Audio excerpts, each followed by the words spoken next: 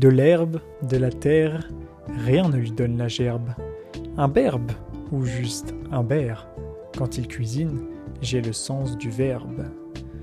On peut croire que j'exacerbe de sa superbe, mais vous verrez, un jour, il prendra la place du Serbe. Il est gaucher de pâtes et il les mange crus. 2 ans auparavant, il n'était qu'un commis. Et demain étoilé, je lui dirai « L'eusses-tu cru ?» Bientôt tête de série à l'Open d'Australie. À la sauce italienne, grecque, il déguste les grands crus. En feu en 2020, il donne du bonheur à son pays. Il le sauve même, comme Jeanne qu'on n'a pas cru. À nous de l'épargner, non ? Débûcher de la patrie ? Né dans une ville de l'Est, il est pourtant pas fou de la messe. Des croyances, oui, il en a, mais pas devant la presse. Salut, bonjour à tous. Aujourd'hui, on va revenir sur un joueur français, vous l'aurez compris, qui fait beaucoup parler de lui en ce moment. On va revenir sur les 5 matchs qui ont fait d'Hugo Humbert ce qu'il est aujourd'hui, à savoir son classement, mais aussi son niveau de jeu. Premier match.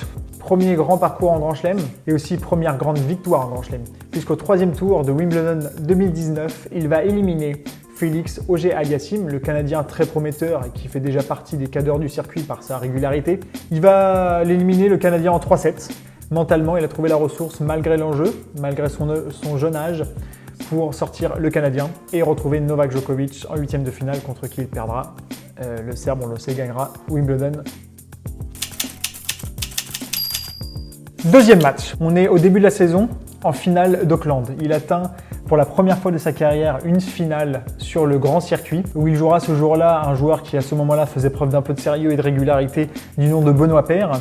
Et on aura le droit à une finale entre les deux Français de très très haut niveau. Et pour sa première finale sur le circuit principal, Hugo Humbert, encore une fois, saura aller au-delà des défis et du défi mental principalement et sortir Benoît Paire alors que dans le 3e set notamment, il menait 5-2 avant de se faire rejoindre à 5 partout, de mener 5-3 également et de 5-3 30-0 sur son service, d'aller jusqu'au tie-break, de mener 6-3 au tie-break et finalement de remporter ce tie-break 7-5 et de remporter son premier titre sur le circuit ATP.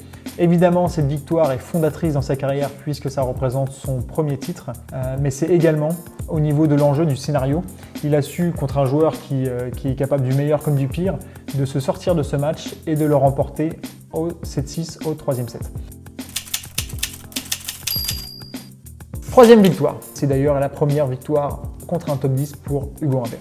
Pourquoi cette victoire est hyper révélatrice selon moi ? Elle l'est pour une simple raison, c'est qu'avant la semaine précédente Hambourg, Hugo Humbert n'avait remporté qu'un seul match sur le circuit principal sur terre battue. Ce jour-là, Hugo Humbert va montrer qu'il est capable de très bien jouer sur terre battue. Il va montrer qu'il est capable de faire des variations, de varier en effet entre son jeu vers l'attaque et la défense. Un joueur qui est normalement capable de mettre un jeu en place sur gazon ou dur indoor dans sa zone de confort en jouant très très vite, en allant vers l'avant. Mais ce jour-là, il le montre et il le montrera dans les semaines suivant ce tournoi. Il est capable également de jouer sur terre battue en s'engageant dans des filières plus longues, en étant plus patient. Donc voilà, cette victoire, elle est hyper importante pour ce qu'elle révèle. 4e match. 4e match pour Hugo Humbert. En fait, ici, je vais revenir sur la demi-finale et la finale en même temps de Anvers 2020, donc il y a seulement quelques semaines. En demi-finale, il joue un joueur qui est très très en forme en ce moment, qui s'appelle Dan Evans, le Britannique, et il arrive à s'en sortir en sauvant plusieurs balles de match. Il est assez à bout physiquement de l'enchaînement de ces plusieurs semaines, et il s'en sort contre Dan Evans, il arrive en finale, et encore une fois, il joue un très très bon joueur du nom de Alex de Minaur, l'Australien, qui est très régulier et difficile à battre, surtout sur dur. Et au niveau mental, il oublie tout simplement la douleur. Malheureusement, il venait d'annoncer le confinement en Belgique, donc cette finale sera jouée à huis clos. Hugo Humbert va quand même remporter cette finale en 2-7. Et donc, 2e finale, 2e titre. C'est là encore une fois que j'insiste sur la capacité mentale d'Hugo Humbert de franchir les étapes.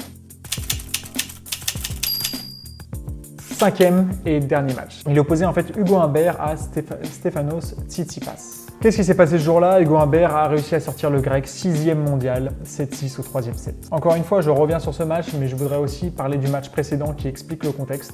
Il sort Casper Ruud au premier tour de Paris-Bercy, du Master 1000 de Paris-Bercy, 7-6 au 3e, et il récidive seulement 24 heures après, alors qu'il est encore une fois à bout physiquement de l'enchaînement de ses tournois, de sa régularité, mais aussi de son tour précédent. Il fera la même chose contre Stefanos Tsitsipas. Tennistiquement, il sait faire preuve d'un niveau qui nous surprend à chaque match, qui nous surprend à chaque semaine, je crois.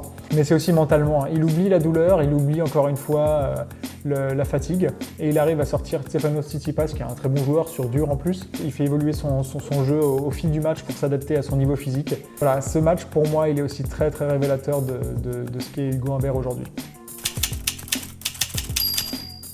Je vais revenir un peu sur mon opinion personnelle. Je trouve qu'Hugo Humbert, c'est un joueur qui arrive à faire avancer la balle très vite. C'est un don rare, en vérité. C'est un joueur, comme je l'ai dit, c'est très important mentalement, qui est très solide en ce moment. On sent qu'il a de la confiance. Je crois qu'il a remporté 9 tie-breaks sur les 10 derniers disputés. Donc voilà, il y a beaucoup de choses très positives dans le jeu et aussi autour de la bulle Humbert. Au-delà de ça, je pense aussi qu'il a des domaines dans lesquels il peut progresser, et heureusement, j'ai envie de dire, parce qu'il n'est que 34 mondial, je crois, en ce moment, ce qui est déjà très bien, mais je sais qu'il vise plus haut. Hugo Humbert, il est capable aussi d'améliorer son jeu au filet, capable aussi d'améliorer son physique. Il a encore un corps presque de junior. On sent qu'au niveau du gainage, du haut du corps, il est capable de faire mieux. Pareil à la volée. Je crois que c'est Guy Forger qui le conseillait récemment dans l'équipe de disputer du double en fait, pour s'habituer comme ça à monter au filet. Il disait que ça lui faisait un peu rappeler à lui-même quand il était encore jeune joueur, et qu'il était capable aussi de faire avancer la balle comme ça très vite,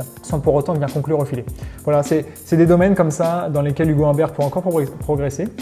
Il va y avoir une pause bientôt, de fin de saison, et puis on a hâte de le voir à l'Open d'Australie parce que c'est très prometteur.